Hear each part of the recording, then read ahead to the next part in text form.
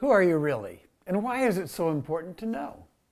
Good morning, Robert Bystrom here in the Center for Expanding Possibilities, and welcome to the fifth in our series of proven secrets for creating terrible relationships.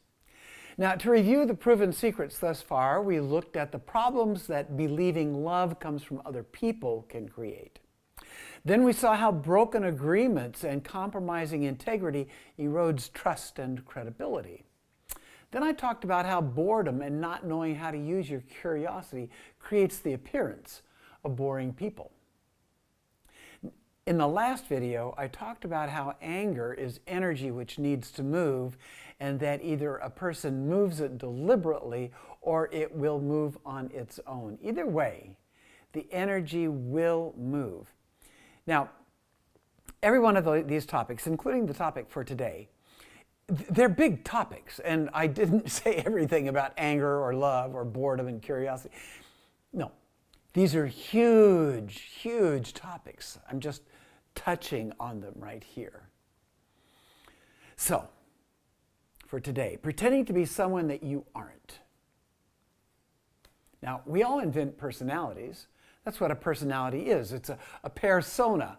The Greeks used that to describe the mask in the Greek tragedies, the Greek theater, that the persona is the mouthpiece through which the sound comes.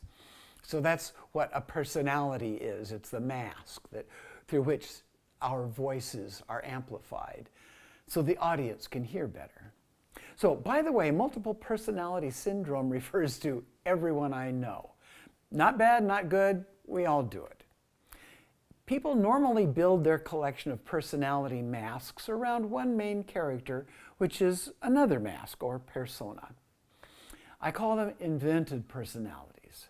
Now, the problems occur when an individual has lost touch with the fact that he invented them.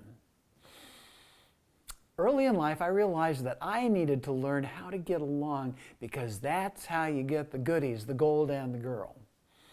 I was deeply engaged in the question, who do I need to be in order to have a place and to fit in?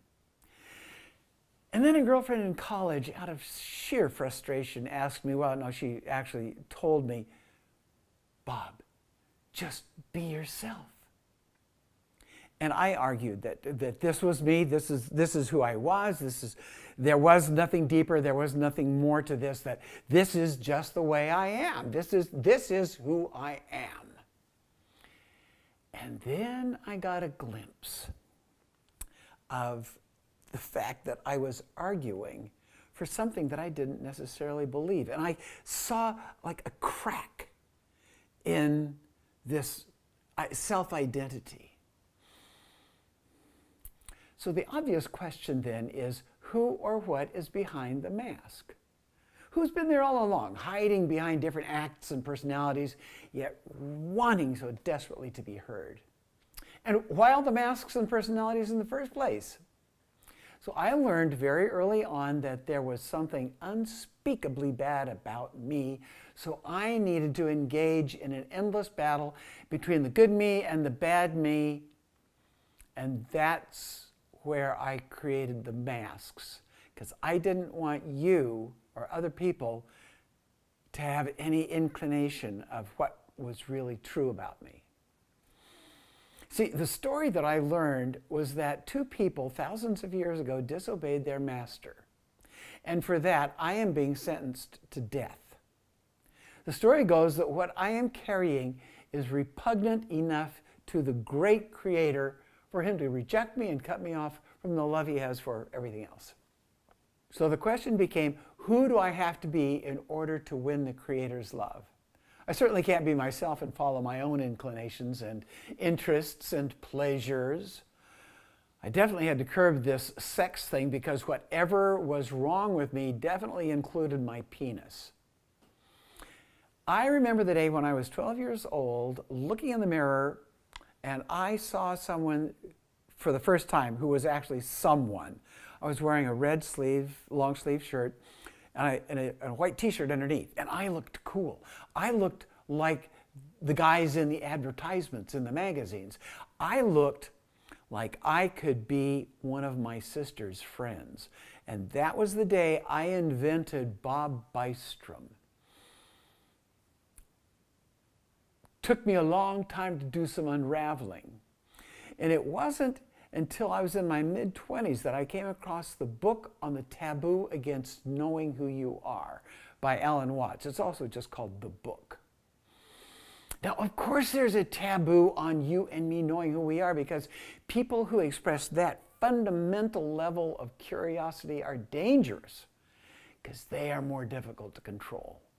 People who have engaged seriously with the question, who am I, are onto the games of mind control because they themselves have had to confront and meet face to face the identities they thought they were, and to peel back the layers of masks and personalities until they are faced with an experience that shatters the ideas they formerly held about themselves and about life. And then they see it all in a new configuration. I grew up in a culture that had existential shame and separation as a cornerstone to the entire edifice of the civilization. And that bone marrow deep level of shame that I'm talking about derives from what is called the doctrine of original sin, which says that there's something about us, every one of us, that is infinitely horrendous and too awful to talk about in decent company. So what you have to do is you have to beg the Creator for mercy and hope for the best. But don't get your hopes up too high.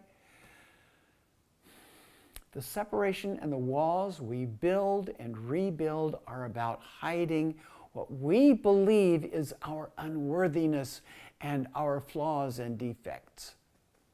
Then we proceed to live our entire lives on top of this untrue meme called original sin. What a way to keep people small and at war within themselves. The bad news is that you will never arrive at a final you, no matter what level you arrive at. There's always a next. The student's task is to be in the question, what's left when the mask is removed? Who removes it? And what is your relationship with that which removes the mask? I don't expect answers right away. These are lifelong questions. I've been relating with these questions all my life, all my awakened life. The bad news is that you are not who you think you are, and the good news is likewise, you are not who you think you are. So getting back to the subject of this vlog, which is the problem involved when a man believes the illusion that he is his invented characters. And I can tell you from firsthand knowledge, you see, because I was this invented guy who had no idea the level of his own bullshit. A good guy, yes, but a guy who couldn't help hurting his close friends with his words because of his own deep, unresolved pain. So here's the culprit, the source of all relationship problems. A man with an invented personality, which he forgot that he invented and created, meets a woman who similarly believes that she is her invented personality. Sooner or later, the facades drop, and our pretend man and woman have to face who they are afraid they are. Now, the truth is that who you are afraid you are is a story, and it is not the final experience like a long shot. Aggressively seeking self-knowledge can definitely be uncomfortable, but it is easier than when it is shoved in your face, okay? Now, the point I want you to get here is that, men, you and I are in serious recovery mode. While we were ignorant of what was going on in the culture around us, the meaning of being a man in his full beneficial power shriveled and is drying up. This morning I read an article that sperm count among American men is down 60%. What does that tell you about masculinity in this culture? You as an individual have work to do. Your work has everything to do with recovering yourself as an individual, not as some part of some great collective who knows what. And it must begin with you entertaining the possibility that you are much more in every capacity than you can possibly imagine. So, watch for the upcoming training for men in the 7 dimensions of communicating, and watch for the vlog called Ground Up Men. Until we meet again, breathe and be curious.